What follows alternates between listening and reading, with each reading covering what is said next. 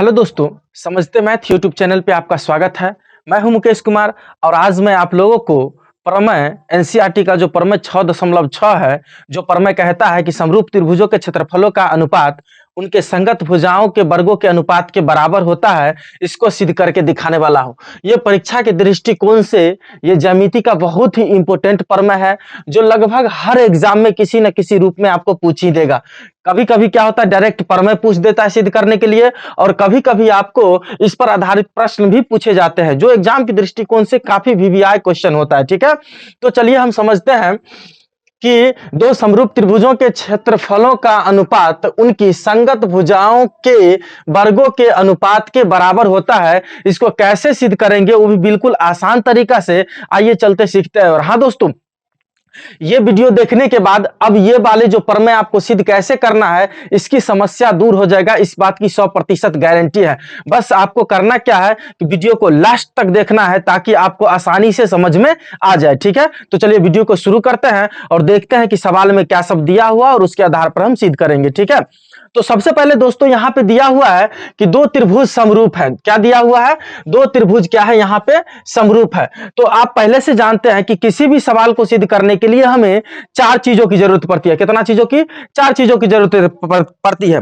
पहला दिया है, दूसरा क्या सिद्ध करना है, और तीसरा रचना, और चौथा जो होता है हमारा प्रमाण होता है। ठीक है, तो यहां पे और एक बात ये भी आप पहले से जानते हैं कि कोई भी प्रमेय हो उसमें दो बातें होती है, एक दिया हुआ होता है और दूसरा क्या सिद्ध करना होता है, इसकी चर्चा जरूर होती है। तो इस प्रमेय में भी एक चीजों का चर्चा है कि दो समरूप त्रिभुज है। ठीक है, और उनका जो अनुपात हमको कह रहा है, उनकी संगत भुजाओं के वर्गों का अनुपात है, ये हमको सिद्ध करना है। यानी कि यहां पे आपको दो समरूप त्रिभुज दी हुई है। ठीक है, तो चलिए सबसे पहले हम क्या काम करते हैं, दिया है में दो समरूप त्रिभुज बना लेते हैं। जैसा कि यहां पे आप देख रहे हैं कि त्रिभुज अब हम बना रहे हैं। ठीक है, जैसा कि आप यहां पे देख सकते हैं, मैंने त्रिभुज ए बी सी और त्रिभुज डी ई एफ दोनों समरूप त्रिभुज मैंने बना लिया है। ठीक है, तो सबसे पहले क्या दिया है दोस्तों कि हमें दिया है, पहले क्या लिखेंगे, सबसे पहले हमारा काम होगा दिया है लिखना। ठीक है, हल में हल जो हम करेंगे उसमें सबसे पहले लिखेंगे दिया है। दिया है कि त्रिभुज ए बी सी समरूप त्रिभुज डी ई एफ है। क्या दिया है दोस्तों? मान लेता है कि चित्र में मैंने जो दो बनाया चित्र, ठीक है, वो दोनों क्या है, एक दूसरे के समरूप है। ओके, यहां पे हमने क्या किया कि दिया है कि त्रिभुज ए बी सी समरूप त्रिभुज डी ई एफ है, तो उसको मैंने लिख दिया। बस यही बात दिया हुआ, और कुछ है नहीं। दूसरा जो हमारा काम है वो दिया है आपको क्या सिद्ध करना है। ठीक है, चलिए उसको भी लिख लेते हैं कि क्या सिद्ध करना है। सिद्ध करना है कि क्या सिद्ध करना है दोस्तों? सिद्ध यह करना है कि समरूप त्रिभुजों के जो क्षेत्रफलों का अनुपात होगा ना, उनके संगत भुजाओं के वर्गों के अनुपात के बराबर होगा। यही हमको सिद्ध करना है। यानी कि आपको जो सिद्ध करना है, क्षेत्रफल यानी कि एरिया ऑफ ट्रायंगल त्रिभुज ए बी सी बट्टा एरिया ऑफ, इसको आप क्षेत्रफल भी लिख सकते हैं, कोई दिक्कत नहीं, उसका शॉर्ट फॉर्म में हम एरिया लिख रहे हैं, कोई दिक्कत नहीं है। Area of triangle D E F बराबर समरूप जो संगत भुजाएं होंगी, यानी कि ए बी का स्क्वायर बट्टे डी का स्क्वायर बराबर BC का स्क्वायर बट्टे EF का स्क्वायर बराबर AC का स्क्वायर बट्टे DF का स्क्वायर। यही दोस्तों हमें क्या करना है, सिद्ध करना है। ठीक है, अब यही जो सिद्ध करना है, तो हम कैसे सिद्ध करेंगे, आइए इसको ध्यान से देखते हैं। हमें सिद्ध करना है area of triangle A B C बट्टे area of triangle D E F बराबर ए बी स्क्वायर बट्टे डी स्क्वायर बराबर बी सी स्क्वायर बट्टे ई एफ स्क्वायर बराबर ए सी स्क्वायर बट्टे डी एफ स्क्वायर हमको सिद्ध करना है। ठीक है, तो सबसे पहले जो आपको सिद्ध करना था वो भी लिख ले। तीसरा जो हमारा मोस्ट काम होता है वो होता है उत्पत्ति कहिए या रचना कहिए, दोनों एक ही चीज है। ठीक है, तीसरा जो हमारा मेन काम होता है वो होता है रचना करना। तो आइए सबसे पहले हम क्या काम करते हैं कि इस दोनों त्रिभुज में हम क्या काम कर रहे हैं, ये जो बिंदु ए देख रहे हैं ना और इसमें जो डी देख रहे हैं, अब बिंदु ए से हम क्या कर रहे हैं दोस्तों कि यहां पे हम रचना में क्या कर रहे हैं कि बीसी जो भुजा है ना, इस पर मैंने क्या किया कि एक लंब डाला। क्या डाला, और उस लंब का नाम हो गया, मान लीजिए ए एम लंब हो गया। क्या हो गया, ए एम लंब हो गया, किस पर, बीसी पर। ठीक है, दूसरा हम ठीक इसी प्रकार से एक काम और करते हैं कि बिंदु डी से बिंदु डी से हम क्या काम कर रहे हैं,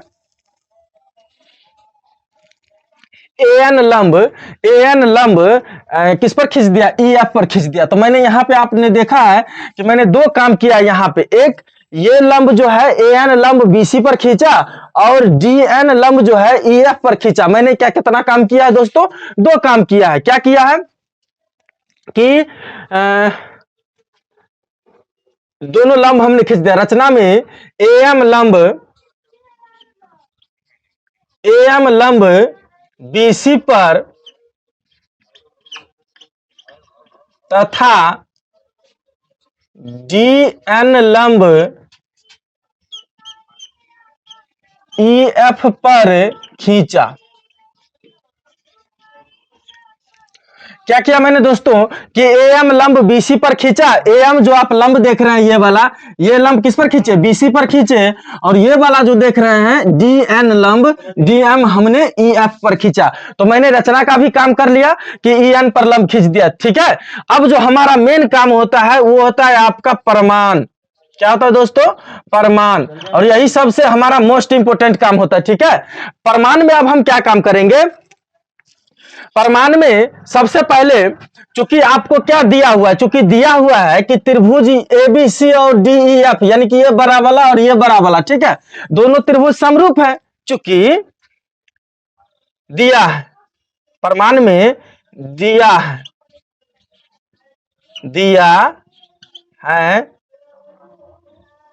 दिया है कि त्रिभुज ए बी सी समरूप त्रिभुज डी ई एफ है। क्या दिया है दोस्तों कि त्रिभुज ए बी सी समरूप डी ई एफ है ना, ऐसा दिया हुआ है। तो चूंकि हम जानते हैं कि समरूप त्रिभुज की संगत भुजाएं क्या होती है, समानुपाती होती है ना। चूंकि हम पहले से जानते हैं कि समरूप त्रिभुज की जो संगत भुजाएं होती हैं वो क्या होती है, समानुपाती होती है। ठीक है, तो यहां पे हम कह सकते हैं चूंकि हम जानते हैं कि समरूप त्रिभुज की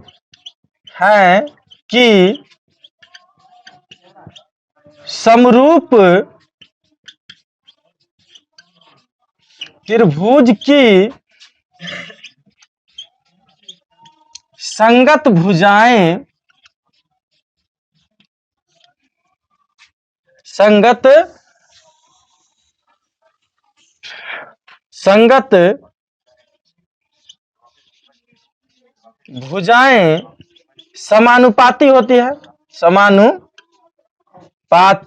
भुजाएं समानुपाती होती है। क्या होता है दोस्तों, चूंकि हम जानते हैं कि समरूप त्रिभुज की संगत भुजाएं क्या होती है, समानुपाती होती है। ठीक है, तो यहां पे हम कह सकते हैं कि ये दोनों त्रिभुज जब समरूप है तो इसकी संगत भुजाएं जो भी होंगी, ठीक है, तो वो तो समानुपाती होगी। मतलब इसीलिए हम कह सकते हैं कि ये जो इस त्रिभुज का जो ए भुजा है तो इस त्रिभुज का ये भुजा होगा। समान संगत भुजा का मतलब क्या, इसमें नीचे वाला तो इसमें भी नीचे वाला, ठीक है, इसमें लंब तो उसमें भी लंब, और इसमें अगर इस साइड ले रहा है तो इसमें भी आपको इस साइड लेना होगा। यही तो संगत भुजा होता है ना। तो यानी कि ए बी बट्टा में हम कह सकते हैं डी ई, क्या हो जाएगा दोस्तों, ए बी अब बट्टा में डीई होगा, होगा ना। चलिए ठीक है, दूसरा जो होगा ए बी बट्टा डी बराबर बराबर इसमें अगर ले लीजिए, मान लीजिए कि बी सी, ठीक है, इसमें क्या ले लेते हैं, तो बी सी बट्टा और उसमें क्या हो गया ई एफ, ये वाला इसमें अगर नीचे लिया है तो इसमें भी आपको नीचे लेना पड़ेगा, यानी कि बी सी बट्टा ई एफ, बी सी बट्टा ई एफ हो जाएगा बराबर। अब इसमें अगर लेते हैं ए सी तो उसमें लेना होगा डी एफ, यानी कि इसमें हो गया आपका ए सी तो उसमें हो जाएगा आपका क्या संगत भुजाएं डी एफ, क्या हो जाएगा दोस्तों डी एफ हो जाएगा, होगा कि नहीं होगा। मान लीजिए ई हो गया आपका समीकरण एक, कोई दिक्कत, यहां से हमको समीकरण एक बन गया, ठीक है। दूसरा चीज जो है, दूसरा हम क्या काम करते हैं कि पुनः पुनः हम क्या काम कर रहे हैं कि त्रिभुज, ये वाला छोटा त्रिभुज देख रहे हैं ना ए बी एम में, किसमें ए बी एम, ठीक है, ए बी एम चाहे ए एम बी कुछ भी कहिए कोई दिक्कत नहीं है, ठीक है, और त्रिभुज डी ई एन में, ठीक है। अब अब त्रिभुज ए बी एम और त्रिभुज डी ई एन में हम देखते हैं, ठीक है। अब दोनों त्रिभुज में देखिए कि हम क्या करते हैं, देखिए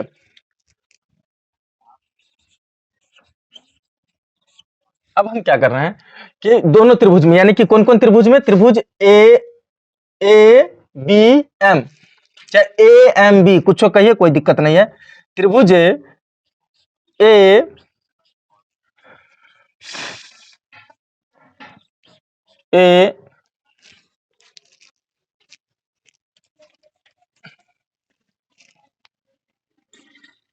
त्रिभुज A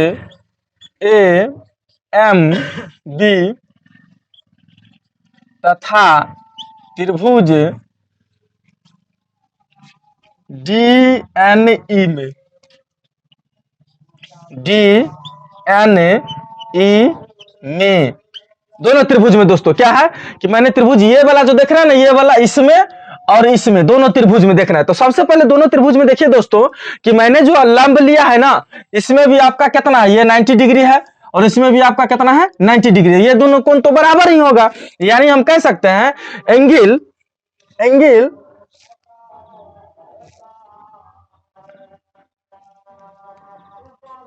angle A M B बराबर एंगल उसमें हो जाएगा ए डी एन ई बराबर 90 डिग्री होगा, होगा कि नहीं होगा। कहां से, रचना से, कहां से हो जाएगा दोस्तों, रचना से, रचना से आप जानते हैं कि मैंने लंब खींचा था तो 90 डिग्री होगा ना, जरूर होगा, ठीक है। अब इस प्रकार से हम अब आगे क्या काम करते हैं कि देखिए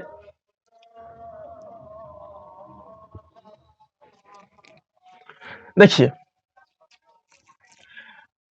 अच्छा एक चीज मिल गया आपको, दूसरा चीज देखिए दोस्तों, इसमें ये वाला एंगल देखिए और इसमें ये वाला एंगल देखिए, ये दोनों क्या है, बड़ा वाला त्रिभुज का ये संगत कोण है ना, और आप जानते हैं कि ये बड़का दोनों त्रिभुज समरूप था, तो समरूप त्रिभुज के संगत भुजाएं समानुपाती होती है और कोण क्या होता है, बराबर होते हैं। तो क्या हम कह सकते हैं एंगल बी बराबर एंगल ई, कह सकते हैं ना, या इसका नाम भी दे सकते हैं ए बी एम तथा एंगल ए बी एम बराबर एंगल इसमें हो जाएगा डी ई एन, ठीक है, होगा ना बराबर, चूंकि ये संगत कोण है, क्वेश्चन में लिख सकते हैं चूंकि ये संगत कोण है, क्या लिख सकते हैं, चूंकि ये संगत कोण है, और संगत कोण क्या होते हैं, आपस में बराबर होते हैं, ठीक है, आपको पता होगा, ठीक है।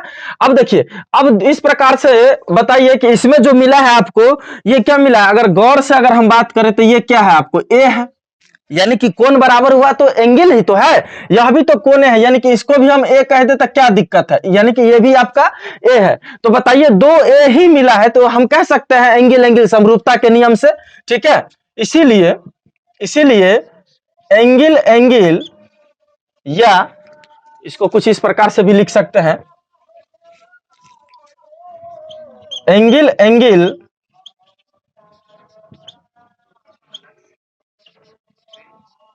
समरूपता के नियम से क्या लिख सकते हैं दोस्तों? एंगल समरूपता के नियम से त्रिभुज, ये छोटका वाला जो दोनों देख रहे हैं, ये दोनों त्रिभुज क्या हो जाएगा? समरूप हो जाएगा। यानी कि त्रिभुज ए एम बी समरूप त्रिभुज ए एन डी एन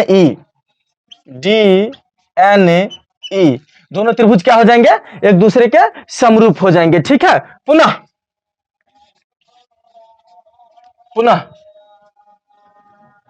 चूंकि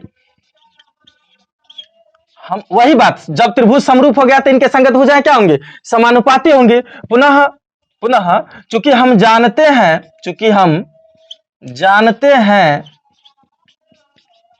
कि संगत भुजाएं, चूंकि हम जानते हैं कि समरूप त्रिभुज की, चूंकि हम जानते हैं कि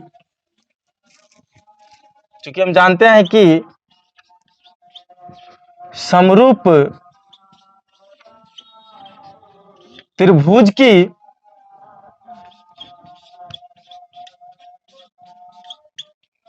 संगत भुजाएं समानुपाती होती हैं। चूंकि हम जानते हैं कि समरूप त्रिभुज की संगत भुजाएं क्या होती है दोस्तों? समानुपाती होती हैं। इसीलिए हम कह सकते हैं कि इस दोनों त्रिभुज में, मान लीजिए कि ए बी, अगर इस त्रिभुज की बात कर रहे हैं तो इसमें अगर मान लीजिए कि इस समकोण के ठीक सामने अगर कर्ण देते हैं तो इसमें भी समकोण के ठीक सामने कर्ण, तो ये होगा। यानी कि ए बी बट्टा डी ई कह सकते हैं। ए बी बट्टा डी ई बराबर, ए बी बट्टा डी ई बराबर अगर इसमें मान लीजिए कि इसमें अगर लंब लेते हैं, यानी कि ए एम लंब लेते हैं, ठीक है, तो इसका लंब क्या हो जाएगा? D N. यानी कि ए एम बट्टे डी एन, इसमें हो गया लंब ए एन और इसमें हो गया कितना? D N. क्या हो गया दोस्तों?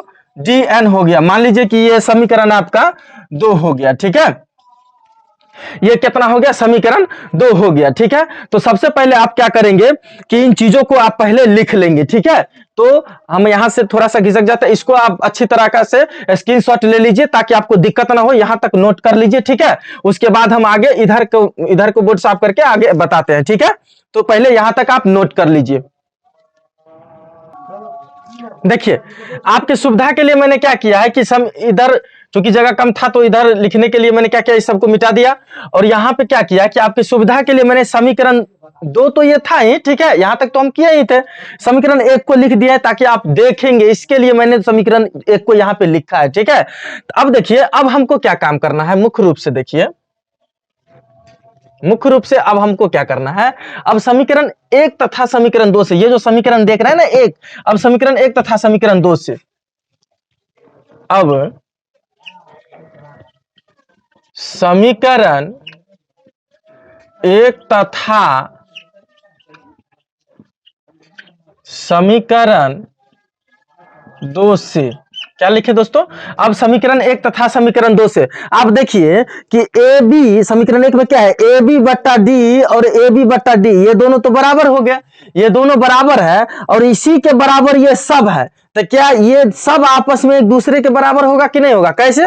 जब ये दोनों बराबर है तो ये इसके बराबर है और ये सब इसके बराबर है, तो क्या ये सब एक दूसरे के बराबर होगा? जो यहाँ पे 4 चीजें जो आप देख रहे हैं ये सब एक दूसरे के क्या हो जाएंगे? बराबर हो जाएंगे, चारों के चारों। ठीक है, तो समीकरण 1 तथा समीकरण 2 से हम पाते हैं कि ए बी बट्टा में डी ई बराबर बी सी बट्टा में ई एफ बराबर ए सी बट्टा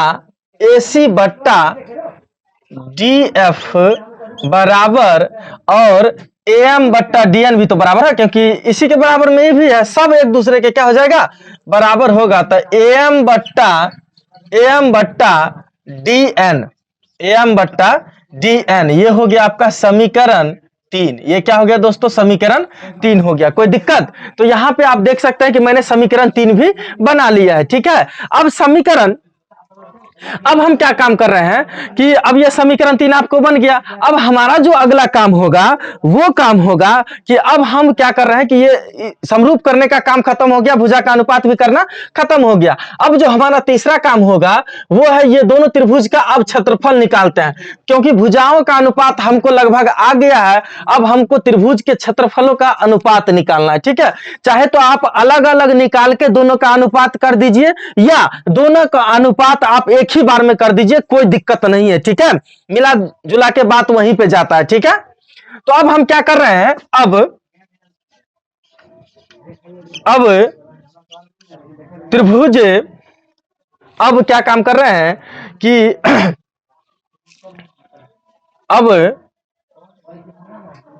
अब त्रिभुज ए बी सी तथा त्रिभुज डी ई एफ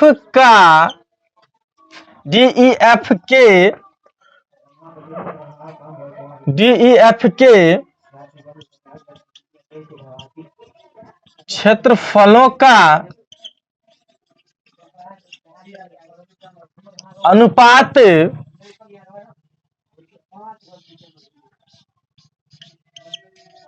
ज्ञात करते हैं। क्या कर रहे हैं दोस्तों, त्रिभुज ए बी सी और डी ई एफ, यानी कि ये जो बड़ा वाला आप त्रिभुज देख रहे हैं ये और डी ई एफ देख रहे हैं बड़ा वाला, वो दोनों त्रिभुज का क्या कर रहे हैं, हम क्षेत्रफल ज्ञात कर रहे हैं, ठीक है। तो इसीलिए दोनों त्रिभुजों के क्षेत्रफलों का अनुपात ज्ञात करते हैं। तो दोनों त्रिभुजों के क्षेत्रफलों का अनुपात क्या होगा दोस्तों, थोड़ा सा ध्यान से सुनिएगा। Area of triangle A B C बट्टा एरिया ऑफ ट्रायंगल, इसको क्षेत्रफल भी लिख सकते हैं, कोई दिक्कत नहीं, यहां इंग्लिश में लिख रहे हैं।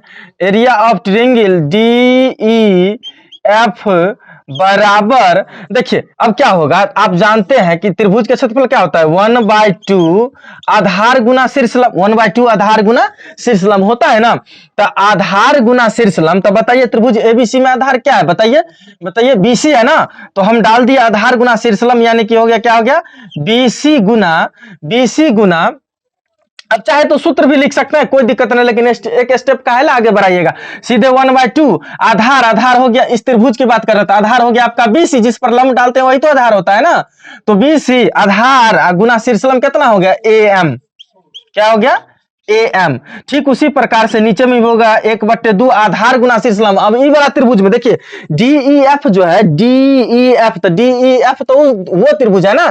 तो इस त्रिभुज में जब देंगे आधार गुना शीर्षलंब, तो आधार कितना हो जाएगा, EF, आधार कितना हो जाएगा, EF आधार गुना शीर्षलंब हो जाएगा आपका DN। शीर्षलंब क्या होगा दोस्तों, DN, कोई दिक्कत। चलिए इस प्रकार से हमारा शीर्षलंब भी निकल गया। अब देखिए आप कहीं गौर से देखिएगा तो यहाँ पे एक चीज आपको नजर आ रहा होगा, वो है आपका 1/2 से आपका क्या हो जाएगा, खत्म हो जाएगा। और तो बच के इतना गया आपका, बचा कि BC, इसको हम BC बट्टा EF गुने, इसको गुना भी लिख सकते हैं, कोई दिक्कत नहीं है, बीच में सिंगल चिन्ह देके भी लिख सकते हैं, AM बट्टा DN, क्या लिख सकते हैं, DN। ये हो गया आपका समीकरण 1-2 हो गया। तो ये समीकरण मान लीजिए कि समीकरण 3 हो गया है, 3 हो गया, तो इसको समीकरण आप 4 भी मान सकते हैं या नहीं भी मानेंगे तो कोई दिक्कत नहीं है, ठीक है। अब यहां पर एक चीज समझिए, या नहीं भी मानेंगे तो कोई दिक्कत नहीं, इतना ही पे काम चल जाएगा।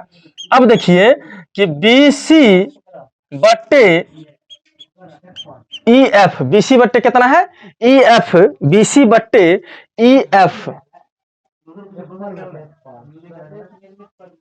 BC बट्टे EF गुने, अच्छा एक चीज देखिए दोस्तों, AM बट्टे जो DN है, AM बट्टे जो DN है, तो गौर से देखिए समीकरण 3 में देखिए कि AM बट्टे DN इसके बराबर है, इसके बराबर है और इसके बराबर है। तो हम क्या काम करेंगे, ये वाला जो आप देख रहे हैं ना, ये वाला, चूंकि ये भी तो इसके बराबर है कि नहीं बराबर, देखिए क्योंकि ये सब तो एक दूसरे के बराबर है। तो AM बट्टे DN के स्थान में बताइए ये हम लिख सकते हैं कि नहीं लिख सकते हैं, लिख सकते हैं ना।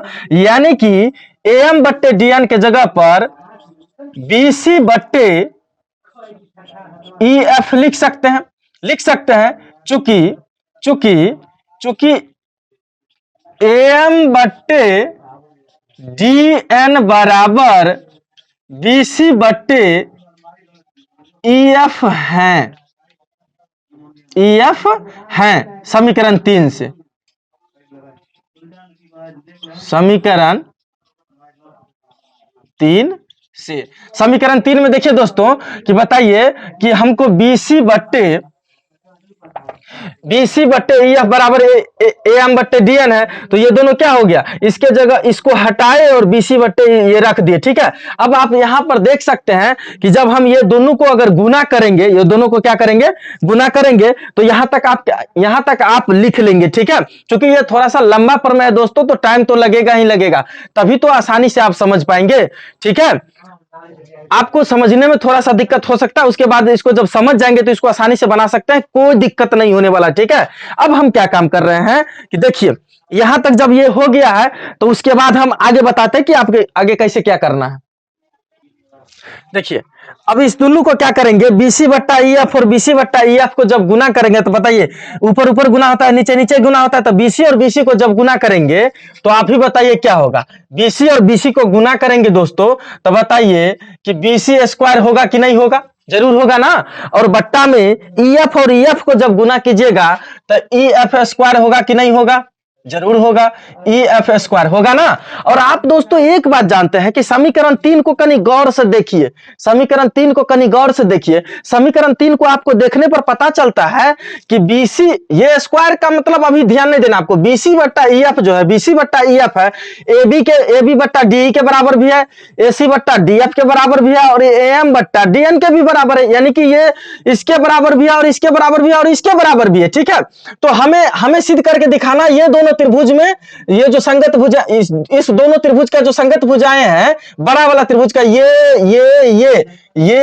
और ये वाला है। ठीक है, तो इसमें हमको सिर्फ 3 ही से मतलब है, हालांकि चारों बराबर है एक दूसरे को, लेकिन हमें सिर्फ 3 से ही मतलब है। ठीक है, तो हम क्या कह सकते हैं, ये सभी तो एक दूसरे के बराबर है, अगर इसका स्क्वायर है तो बताइए वो भी रख के तो स्क्वायर के बराबर होगा, क्योंकि ये जो ये है इस वही चीज ये है। ठीक है, और इसका स्क्वायर है तो ऑटोमेटिक इसका भी स्क्वायर लिख सकते हैं, कोई दिक्कत नहीं है। अर्थात इसी चीज को हम लिख सकते हैं, कि ये सभी एक दूसरे के क्या है, बराबर है, या ये किसके किसके बराबर है। देखिए ये तो इसके बराबर है कि AB के स्क्वायर अब बट्टा में DE के स्क्वायर बराबर BC के स्क्वायर बट्टे EF के स्क्वायर बराबर, देखिए किसके, इसके भी बराबर था, BC बट्टा EF जो था इसके भी बराबर है और इसके भी बराबर है, यानी कि और इसको लिख सकते हैं AC के स्क्वायर बट्टा में DF का स्क्वायर, हाँ AM बट्टा DN का भी स्क्वायर होगा। ठीक है, लेकिन अभी आपको सिर्फ इतना सिद्ध करना है तो इतना ही ले लीजिए। ठीक है, इसीलिए हम कह सकते हैं कि एरिया ऑफ ट्रायंगल ABC बट्टा एरिया ऑफ ट्रायंगल DEF बराबर AB के स्क्वायर बट्टे DE के स्क्वायर बराबर BC के स्क्वायर बट्टे EF के स्क्वायर बराबर AC स्क्वायर बट्टा DF स्क्वायर होगा। इसीलिए हम कह सकते हैं दोस्तों कि एरिया ऑफ ट्रायंगल ABC बट्टा एरिया ऑफ ट्रायंगल DEF बराबर AB का स्क्वायर बराबर AB का स्क्वायर बट्टा DE का स्क्वायर बराबर BC का स्क्वायर बट्टे EF का स्क्वायर बराबर AC स्क्वायर बट्टे DF स्क्वायर होगा। और यही तो हमको सिद्ध करना था ना दोस्तों, तो इस प्रकार हमारा ये क्या हो गया, प्रूव्ड हो गया। ठीक है, प्रमाणित।